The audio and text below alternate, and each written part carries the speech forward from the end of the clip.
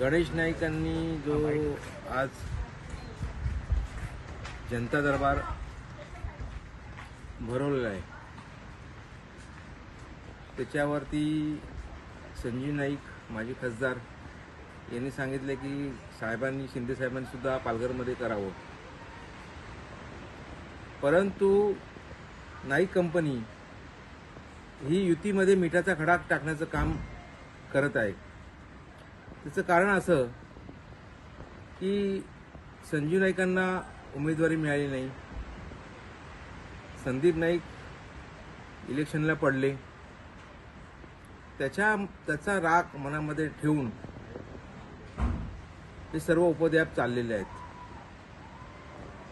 आमचे संजय गडकर साहेब, निरंजन डावकरे साहेब, प्रताप सरनाईक, मस्के साहेब हे ठाण्यामधल्या जनतेची सेवा करण्यामध्ये सक्षम आहेत आणि खरं तर त्यांना कोणाची तोडत नाही।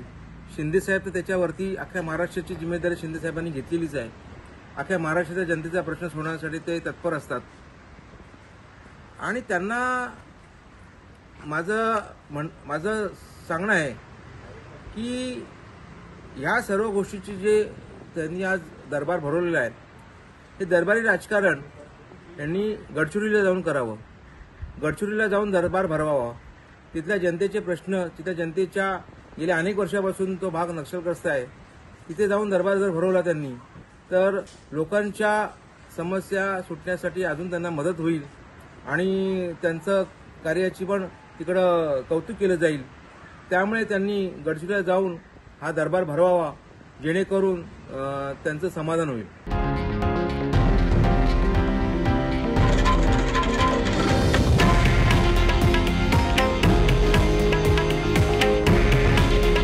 हे आहे देशातील नंबर 1 न्यूज नेटवर्क आणि आपण पाहत आहात TV9 मराठी। काळजी तुमची, हित महाराष्ट्राचं।